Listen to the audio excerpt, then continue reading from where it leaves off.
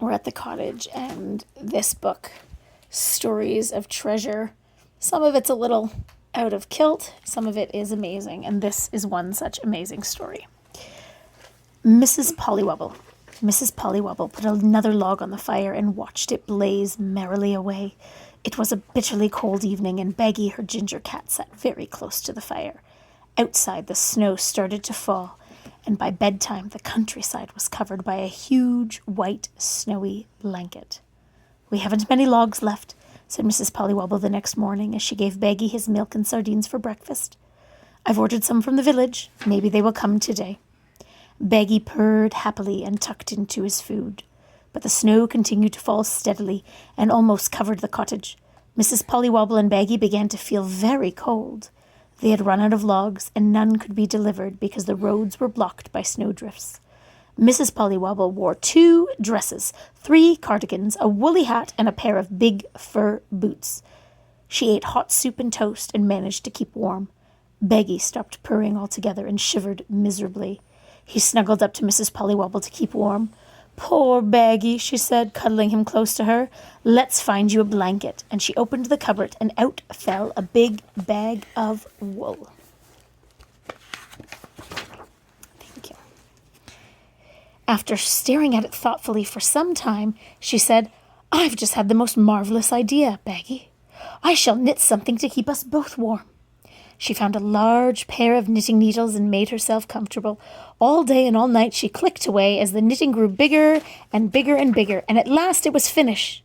It was enormous. Beggy was very puzzled. He watched as Mrs. Pollywobble went outside carrying her largest broom. She pulled a ladder out from under the snow and climbed up onto the roof, and then she swept every bit of snow from the walls and the roof until they were spotlessly clean.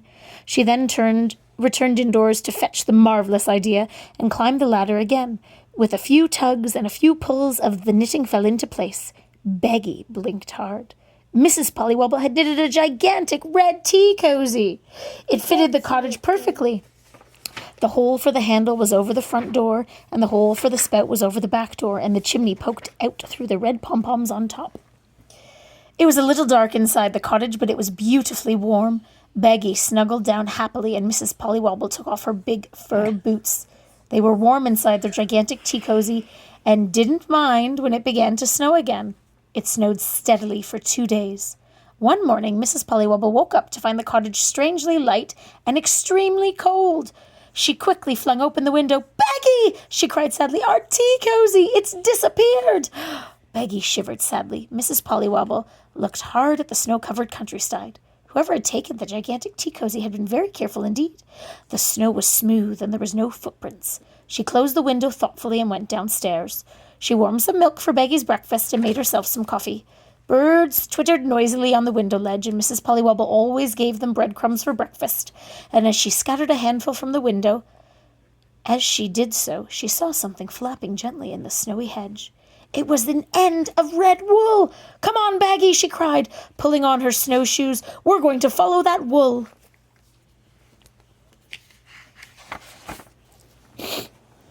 She put Beggy into her shopping basket, and they set off.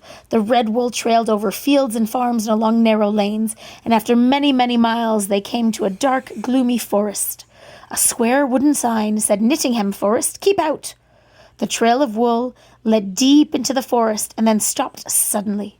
Mrs. Pollywobble looked all around while Beggy started digging with his front paws and then jumped back in alarm. He had found an old underground tunnel, and the red wool continued along it. Bravely, Mrs. Pollywobble made her way into the tunnel, and Beggy came slowly behind. It was damp and dark and silent, and the wool led them on until they had come to a big brown door. They could hear lots of squeaky voices chattering inside, and Mrs. Pollywobble took a deep breath and slowly opened the door. Inside was a large, bright room full of small elf-like creatures. They wore green knitted clothes, and they all looked alike. The floor was covered with balls of wool, and everyone was busy knitting with the tiniest needles Mrs. Pollywobble had ever seen. Everyone became very, very quiet. "Oh, please don't be afraid," she said gently. "I'm Mrs. Pollywobble, and this is my cat Beggy. We followed the trail of red wool from our gigantic tea cozy. Please tell us who you are." Then one of the elf-like creatures stepped forward.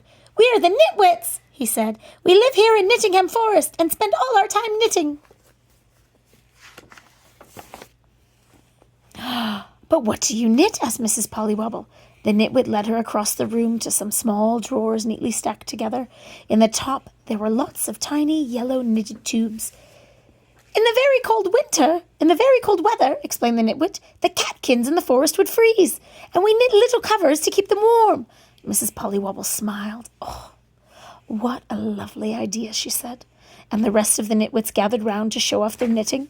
There were tiny red vests for the robins, and pretty yellow hats for the daffodils, and long ear muffs for the rabbits. There were bluebell covers and white snowdrop covers. In fact, every living thing in Knittingham Forest had something warm for the winter. Mrs. Pollywobble liked the Nitwits very much. "How kind you are," she said gently. One of them touched her arm. "We're so sorry we untied your gigantic tea cozy," he said. "But our red wool was stolen and we needed some new vests for the robins." A loud tapping at the door made everyone jump.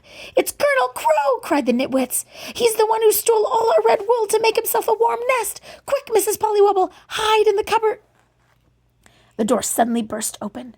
"We've no more wool for you, Colonel Crow," said a Nitwit. "If you leave us alone, we'll knit you a new nest. Please go away."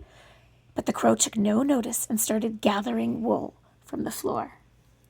The Nitwits huddled together in the corner, and Colonel Crow was the nastiest crow they had ever met, and they were frightened. And then the door to the wool cupboard burst open with a crash, and out sprang Baggy, looking very angry.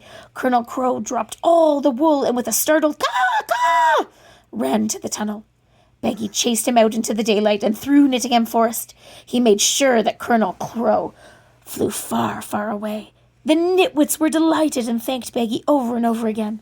Mrs. Pollywobble picked him up and popped him in her basket once more, and then she said goodbye to each Nitwit and promised to visit them again soon. The sun was shining as they walked across the fields, and the trees began to drip as the snow started to melt. And when they arrived home, they were happy to find their logs had arrived at last and were stacked neatly at the wall against the cottage. Baggy purred happily at the thought of a blazing fire. Some days later, Mrs. Pollywobble found a large brown paper parcel on her doorstep.